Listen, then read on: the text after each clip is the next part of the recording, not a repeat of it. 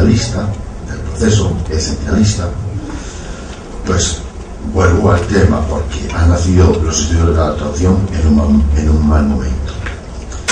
Se nos ha impuesto el modelo científico o incluso tecnicista de nuestros estudios, lo cual llevó incluso a una concepción monoprofesionalista.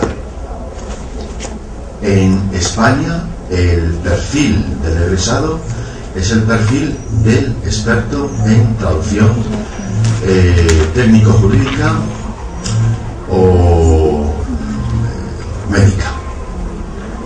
Hemos puesto un máster que equivaldría aquí, pues a lo mejor a la, pues no sé, porque ahora ya no sé, con Bolonia ya no sé a lo que equivale.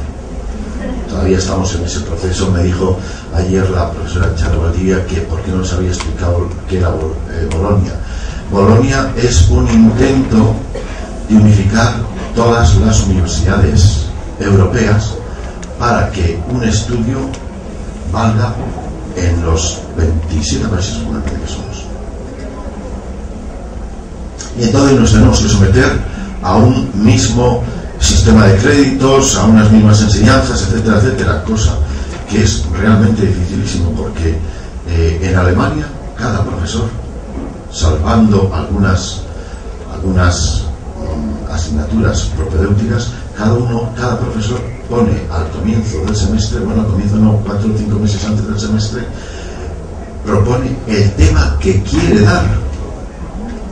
Nadie le obliga. Pues el próximo semestre yo doy en Münster la historia de la traducción en España. Nadie me ha obligado, ponga usted lo que quiera, ¿no?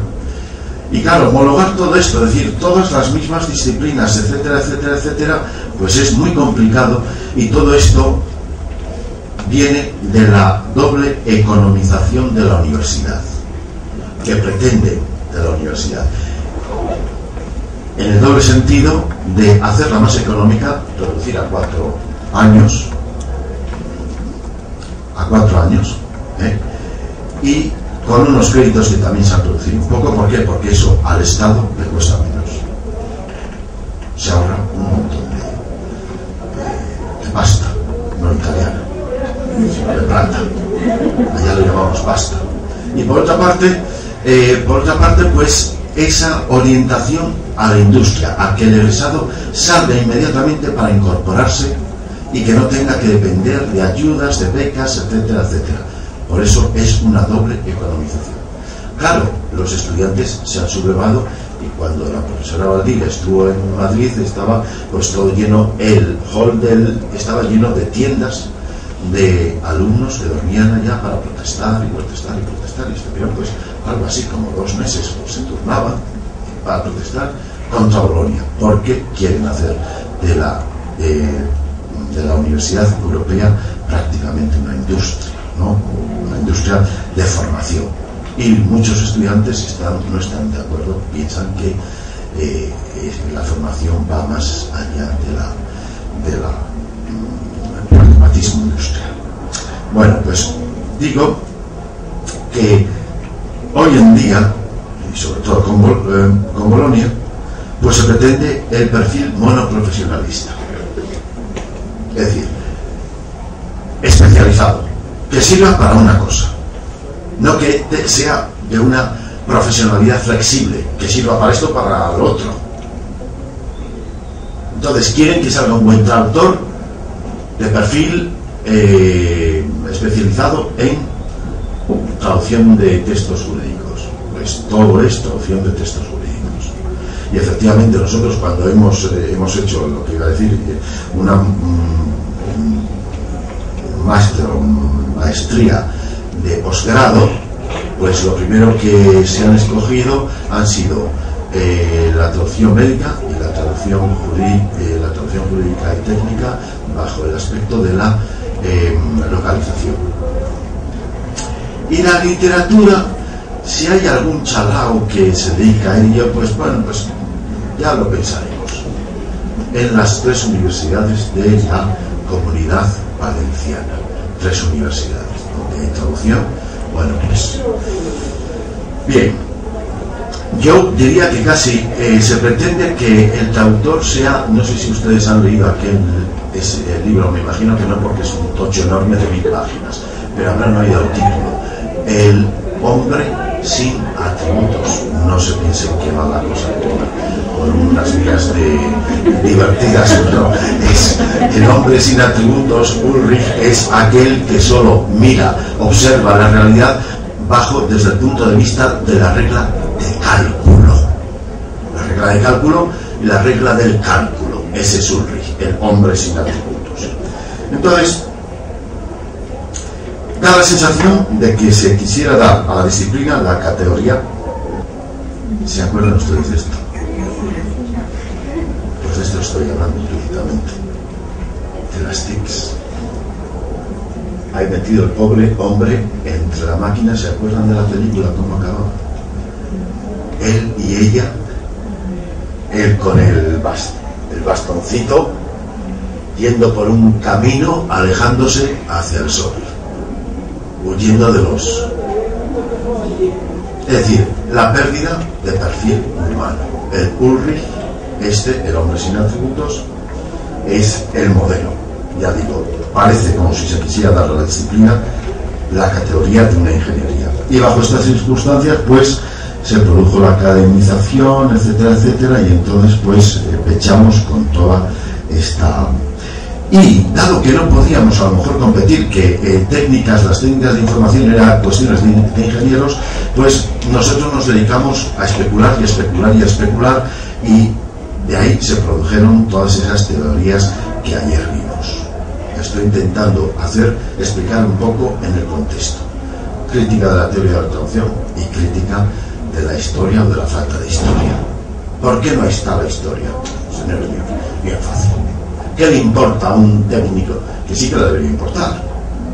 Sí que le debería importar. Porque, por ejemplo, los sistemas jurídicos también tienen su historia, y eso también debería ser una cosa considerable en los estudios de la traducción. Pues bien, sintetizando, esa descripción de la naturaleza esencial de la traducción y esa normación de la actividad producen un análisis fenomenológico incompleto de la misma, sobre la que no se podrá construir ni un sistema crítico ni una descripción integradora del fenómeno antropológico que llamamos traducción. La naturaleza y el carácter de una cosa efectivamente se entrega a la observación analítica, sobre todo a través de su consideración histórica. Y esta percepción de que lo histórico es fundamental es la que ha orientado los estudios de la literatura hacia la historia y no hacia la teoría de la literatura. Y para no pecar de abstracto, ¿ustedes cómo se explican mejor? Por ejemplo, un fenómeno tal como, lo digo sin ningún ánimo de crítica negativa, o no, sí, la Iglesia Católica. La puedo definir como un conjunto de creyentes en un credo que se llama el símbolo niceno, que se expresa en el credo de la misa, que cree esto y lo otro, y ya está. ¿Eso me da a mí lo que es la Iglesia Católica? ¿O me tendré que observar lo que ha sido la historia con su miseria y esplendor, nunca mejor dicho? También la época, pues, en la que en la Edad Media los conventos eran el foco de recuperación de la cultura, y en el Renacimiento, pues, el Papa Borgia, un papa valenciano precisamente, pues hacía sus grandes fechorías allá en Roma, etcétera, etcétera. Todo eso será más importante a la hora de que yo conciba lo que es efectivamente la Iglesia Católica o el comunismo. Acuérdense ustedes que hace unos años había el fundador de los Verdes, el fundador del grupo de los Verdes en Alemania, estos días ha ganado luego, pues, la Merkel, bueno, pues uno de los grupos que estaba para hacer la coalición jamaica, pues a los Verdes, ¿no? Los Verdes, uno de los fundadores, Rudolf Vago, pues había propuesto una distinción entre el socialismo realmente existente y el socialismo utópico. El socialismo que defendía el partido, y que decía que el socialismo era esto, consecución, integración del trabajador, y otro era el realismo, el socialismo realmente existente, que estaba a punto de quebrar como quebró hace ahora 20 años. Y precisamente eso es lo que da la historia, lo realmente existente. Para determinar y justipreciar la esencia, tanto la esencia como el valor de la traducción, tendremos que considerar lo que esencialmente es y lo que históricamente ha sido, teoría e historia, lo que esencialmente es y lo que esencialmente ha sido. Los análisis esencialistas tienden a la obtención de una traducción procesualmente coherente, metodológica, etcétera, etcétera. Pero, además de buena o mala, adecuada o inadecuada, la traducción puede ser operativa o ineficaz, inmanente o trascendente, creadora de realidad estética o social, etcétera, etcétera. Y todos estos valores se medirán en la historia. Es un medio que ha determinado las actitudes mutuas de las naciones, la traducción, y esto se medirá en la historia. Es un hecho económico con una diacronía específica que debe incluir el binomio fundamental de la economía, saber, el de la oferta y la demanda, y en cuya base hay que poner la actividad de un operario intelectual que incluso en los casos tan extremos como el de San Jerónimo o el de Martín Lutero, depende de los posibles. Es decir, Martín Lutero no habría traducido la Biblia si no hubiera habido un duque de Sajonia que le hubiera estado pagando allá mientras estaba traduciendo. Y entonces todo eso hay que ponerlo en el núcleo de la explicación de los estudios de la traducción. E incluso, y ya también lo mencioné ayer, incluso como la historia, como tropa auxiliar de la teoría del estudio sistemático, puede desempeñar un gran papel. Ustedes me oyeron ayer decir que, por ejemplo, pues que Jerónimo de Estridón, San Jerónimo, había ya propuesto los tipos de texto. Pues a la hora de explicar, de introducir la tipología de texto de la RAIS, pues yo puedo echar mano y decir, bueno, esto ya existía. O sea, bueno, yo lo que les he dado ahí también, ese San Jerónimo que está tentado, no es que se titule el San Jerónimo de las Bellas Infieles, pero es la que se lo he puesto yo pero que es que cuando estuvimos a punto de hacer una exposición en el Museo del Prado con todos los Jerónimos que hay en España, y se podía montar prácticamente a cada imagen de San Jerónimo se podía montar pues una de las actitudes o aptitudes del traductor. Y bueno, entonces, ¿dónde se me puede explicar de mejor manera el concepto de equivalencia? El concepto de la fluidez de la equivalencia, que por ejemplo en las Bellas Infieles, donde cada traductor hacía del sabio del texto un saco a su medida. Dice, bueno, entonces, y que contrastándolo por ejemplo con Madame Dacier, que traducía palabra por palabra los textos homéricos, y como se pitorrearon mucho de ella, después lo tradujo también la Ilíada en versión libre, para decirles a los otros, fíjate, oye, yo he podido hacer también como vosotros, me insultabais diciendo que no sabía escribir y que por eso traducía palabra por palabra, pues ahora os vais a enterar, ¿no? Bien.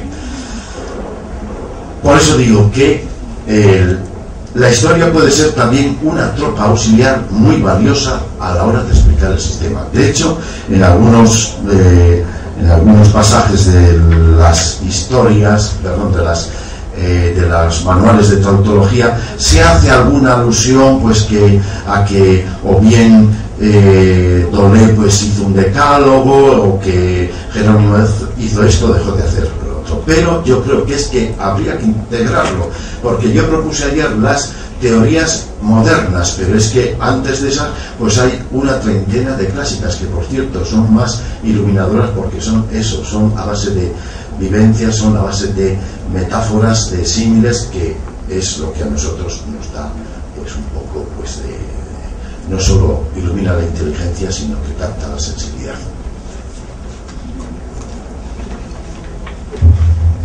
Bien. En definitiva, si me permiten resumir este estado de cosas de los estudios de la traducción, yo diría que el carácter ahistórico de los mismos es un vicio que lastra sus rendimientos y un dato más que hay que añadir a la fenomenología que ayer describimos. Aparte de todo lo que dijimos, complejidad y tal, carácter ahistórico. La historia está ausente. Y es entonces cuando yo advierto, bueno, eso también lo hemos visto, el regreso a la historia. A pesar de este estado de preterición de la disciplina que llamamos historia de la traducción, justo es decir que en los pocos años que han transcurrido desde la academización de la traducción hasta el presente, la historia de la traducción va abriéndose camino y ha experimentado una notable consideración en su situación como disciplina universitaria, tanto en su dimensión práctica, es decir, como escritura activa del pasado, es decir, como historiografía, como en su dimensión cognitiva, es decir, como estudio de la traducción. Y hay que reconocer que poco a poco lo que se consigue en el ámbito de la investigación se va pasando paulatinamente a los estudios de la formación. Y el comienzo de este mejoramiento radica no tanto en la más inteligente organización de la disciplina, que como digo, pues la historia ha sido para el teórico de la traducción, pues esa manchacira que tenemos en el ojo. Acuérdense que en el ojo siempre hay una manchacira, pues eso, el teórico de la traducción no ha visto la historia.